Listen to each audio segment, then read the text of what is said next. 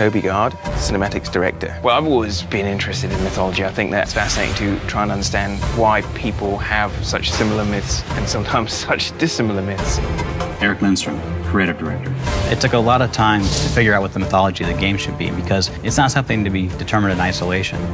In terms of coming up with all the different places she would go, there were visual things to be considered. That leads to the mythology you would find in those places.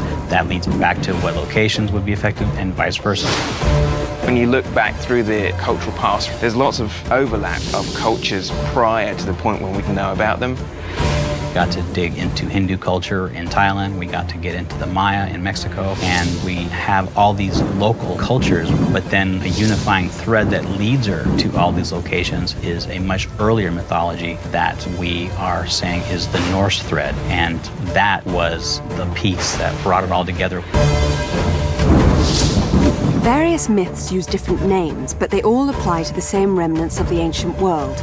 In Tomb Raider Underworld, Lara Croft uncovers the truth behind the myth of the Norse civilization. On her journey, she basically realizes that she needs to recover Thor's hammer. Thor's hammer is actually one of the most interesting archaeological pieces of mythology. It's compelling because it's actually so powerful that it is capable of killing immortal gods. As Lara fully uncovers the sort of secrets behind Norse mythology, she realizes that the hammer itself could possibly unleash Ragnarok, the end of the world.